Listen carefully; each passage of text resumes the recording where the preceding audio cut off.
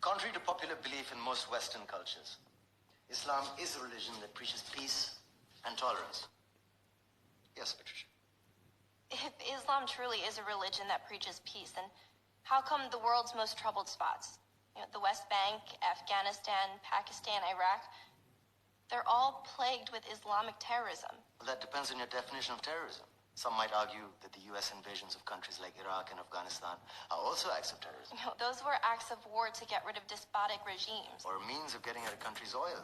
Conspiracy theories. Well, May I?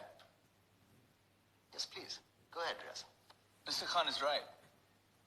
I mean, if we're talking about terrorists, the world's biggest terrorists are the white superpowers.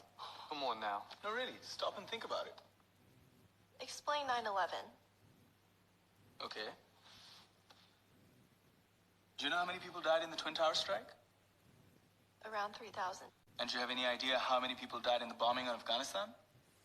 Take a wild guess. More than 15,000 people died.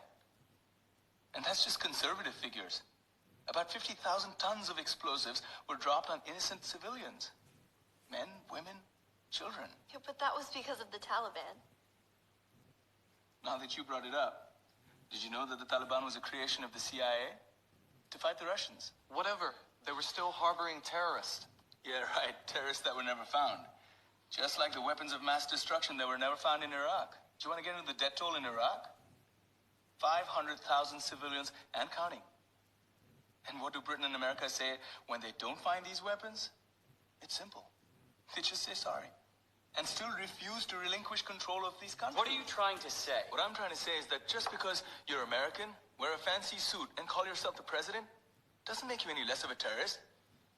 I'm saying that if you don't stop meddling in other people's countries, you will face a backlash. If Muslims like you feel that way, then why don't you get out of our country? We will. As soon as you promise to leave ours.